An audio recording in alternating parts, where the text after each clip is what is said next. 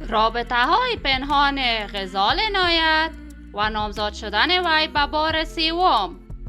پس شوهر سابقش رجا رایش کجاست؟ در ادامه با ما باشید.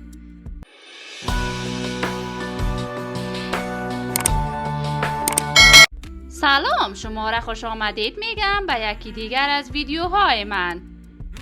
غزال عنایت متولد سال 1980 در شهر کابل افغانستان به دنیا آمده.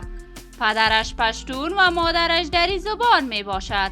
اصالت وی از بغلان زیباست. وی در آوان کودکی به دلیل ناامنی ها در وطن مهاجرت کرد به پاکستان. غزال عنایت در 17 سالگی شروع به آواز خواندن کرد. به صورت رسمی کار خود را آغاز کرد. آغاز کارهای هنری خود را با نظیر خارا به صورت پنهان شروع کرد. غزال در سال 2008 به عنوان یک خواننده آهنگ سرود، اما بنا به شرایط بحرانی و نامناسب او هویت خود را پنهان کرد.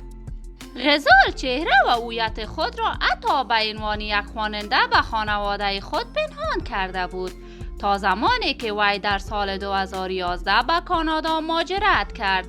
غزال آهنگ‌های زیادی به زبان پشتو و دری سروده. آهنگ دوست بدت می‌دارم وی را به شهرت بسزایی رساند. غزال کنسرت‌های زیادی در شهرهای مختلف جهان برگزار کرده و از مشهورترین کنسرت وی میتوان از کنسرت غزال عنایت با صدرالدین نجم‌الدین، آوازخوان موفق و انجیر طلایی تاجیکستان یاد کرد. در مورد ازدواج وی گفتگوهای زیادی وجود دارد. غزال عنایت دوبار ازدواج کرده است و برای 30مین بار وی نامزد شده است. ازدواج اول وی با رجا رایش بود که این پیوند در اوایل خیلی خوب پیش می رفت. در آن زمان غزال به شهرت نرسیده بود. وقتی غزال عنایت به شهرت کافی رسید، هنرمندان دیگری برای وی پیشنهاد همکاری میداد. وی با هنرمندان مختلف آشنا شد که این آشنایی به روابط شخصی نیز رسید که این کار غزال برای رجا رایش خوشایند و دور از غیرت و وجدان وی بود. به این ترتیب رجا رایش از غزال عنایت جدا می شود و تصاویر شخصی خود با غزال را در رسانه‌های مجازی نشر می کند. این حادثه روی روان غزال عنایت تاثیر بد میگذارد و به همین دلیل غزال در محافل شخصی مردم اشتراک می کرد.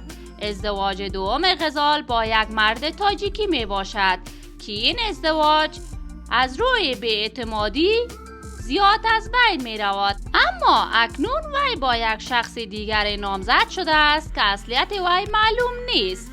اما حقیقت این ماجرا تا هنوز به شکل درست معلوم نیست و از طرف غزال عنایت هم تایید نشده است. به هر صورت ما برای غزال عنایت و رجا رایش و دیگر هنرمندان کشور آرزوهای موفقیت داریم. دوستان عزیز، شما هم نظریات خود را در کامنت با ما شریک بسازید.